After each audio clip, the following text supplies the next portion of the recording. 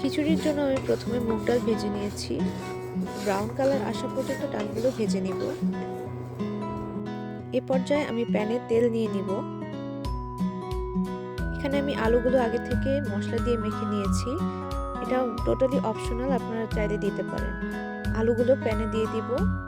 আমার পার্সোনালি খিচুড়িতে আলু পছন্দ, এই জন্য আমি আলু ইউজ করে থাকি।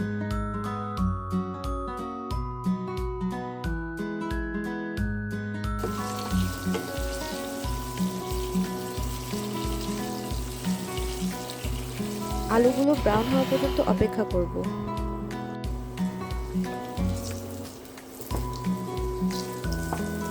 আলুগুলো ভাজা হয়ে গেছে, এবার আমি আলুগুলো একটি বাটিতে তুলে নিব।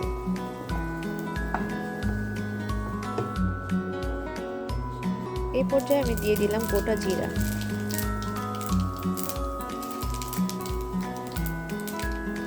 এরপর আমি দিয়ে দিলাম তেজপাতা। এরপর হালকা একটু নেড়ে দিয়ে এরপর আমি দিয়ে দিব শুকনো মরিচ। এরপর আমি দিয়ে দিব এর মধ্যে 3টি এলাচ। এরপর আমি সবগুলো উপকরণ হালকা একটু ভেজে নেব। এরপর আমি পেঁয়াজ দিয়ে দিলাম।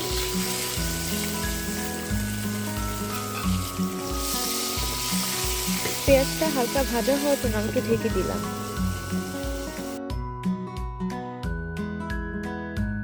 এই পর্যায়ে আমি দিয়ে দিব আদা রসুন পেস্ট। এখন আমি সবগুলো উপকরণকে ভালো মতো ভেজে নেব। সবগুলো উপকরণের পরিমাণ আমি ডেসক্রিপশন বক্সে দিয়ে দিব। এই পর্যায়ে আমি একে একে অ্যাড করে দিব হলুদের গুঁড়ো। তারপর আমি অ্যাড করে দিলাম শুকনো মরিচের গুঁড়ো। তারপর আমি দিয়ে দিলাম সামান্য লবণ।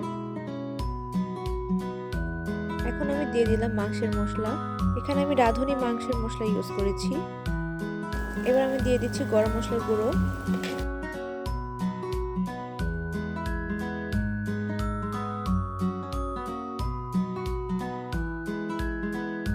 মশলাগুলো 1-1.5 মিনিটের মতো রান্না করার পরে আমি এর মধ্যে অল্প একটু পানি অ্যাড করে দিব। মশলাগুলো কষানো হয়ে গেলে আমি এর মধ্যে ভেজে রাখা মুগ ডালগুলো দিয়ে দিব। এবার আমি দিয়ে দিব খিচুড়ির চাল আর মসুর ডাল। ডাল এবং চালগুলো ভালোভাবে মশলার সাথে মিশিয়ে নিব। এবার আমি সবগুলো উপকরণ 5 মিনিট ভেজে নেব।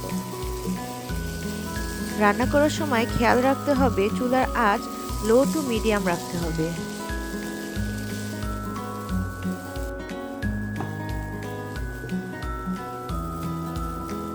সবকিছু ভালোভাবে মিক্সড হয়ে গেছে এবং 5 মিনিট রান্না হয়ে গেছে। এই পর্যায়ে আমি পানি অ্যাড করে দিব। এখানে আমি 1.5 লিটারের মতো পানি ইউজ করেছি।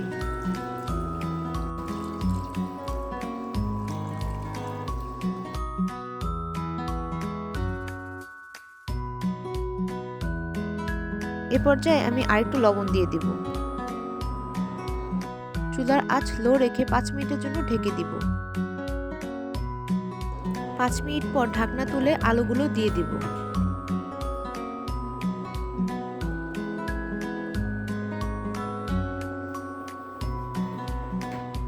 এখন আমি 20 মিনিটের জন্য ঢেকে রেখে দিব। এর মধ্যে ঢাকনাটা খুলে একটু হালকা নেড়ে দিয়ে আবার ঢেকে দিব। 15 মিনিট পর আমি এখানে গরম মশলা গুঁড়ো অ্যাড করে দিব।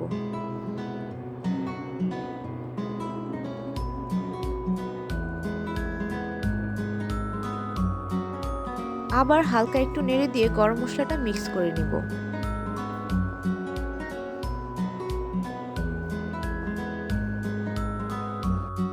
একদম লাস্টে আমি অ্যাড করে দিচ্ছি এখানে ধনিয়া পাতা কুচি।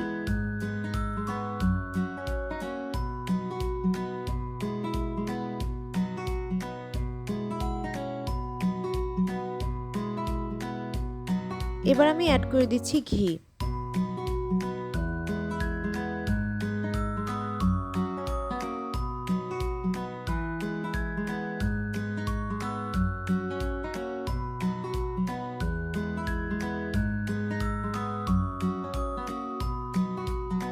হয়ে গেল খুব সহজেই খিচুড়ি রান্না। এবার আমি গরম গরম প্লেটে সার্ভ করে নিব। দেখতেই পাচ্ছেন কি সুস্বাদু হয়েছে এবং খেতেও দারুণ হয়েছে।